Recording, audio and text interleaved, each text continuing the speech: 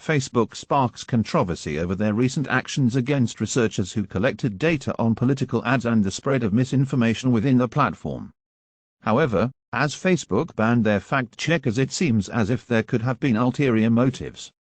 The group of academics under fire are researchers from the NIA Ad Observatory, and their work is dedicated to examining the origin and spread of political ads and misinformation.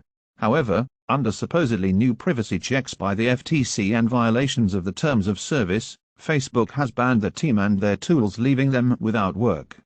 The tool the researchers used was a browser plugin called Ad Observer, which collects data on political ads and why their users were targeted.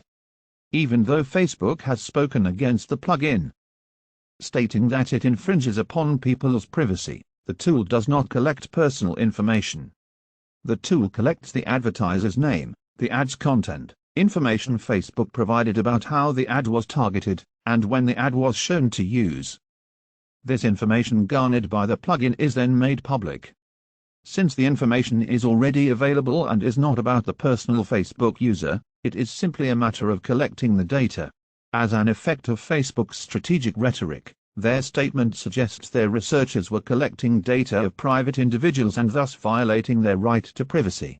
However, what Facebook did not mention is that the research is conducted with advertisers' accounts and collects information on why they target ads to specific demographics, the times in which they do so, and how their engagement changes when doing so. This kind of research has proven to be helpful in the recent past, exposing how Facebook fails to disclose who pays for certain political ads.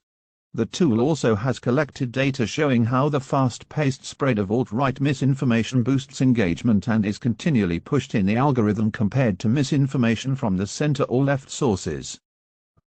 A popular example of how Facebook has spread misinformation is when the platform ran with the idea of injecting disinfectant after Donald Trump's comment on how disinfectant and sunlight could help amidst the coronavirus pandemic. Mike Clark, the company's product management director, stated, "While the Ad Observatory project may be well-intentioned, the ongoing and continued violations of protections against scraping cannot be ignored and should be remediated."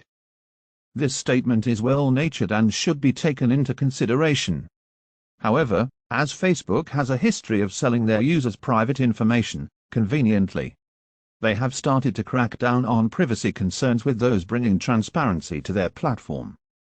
Laura Adelson, a member of Cybersecurity for Democracy, stated that Facebook was silencing us because our work often calls attention to problems on its platform. She continued to say, "Worst of all, Facebook is using user privacy, a core belief that we have always put first in our work, as a pretext for doing this.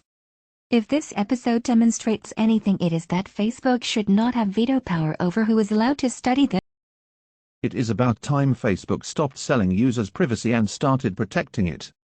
With that said, they should focus on keeping personal information private from third-party participants, not academic researchers.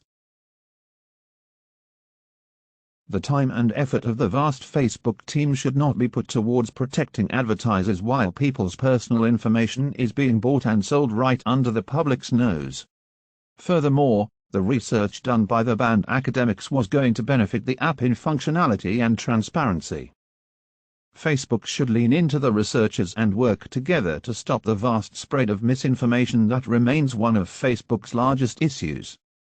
Even if misinformation gets more clicks, rage-induced Karens are running Facebook and will hold the app back from progressing into a social media platform that could truly stand the test of time.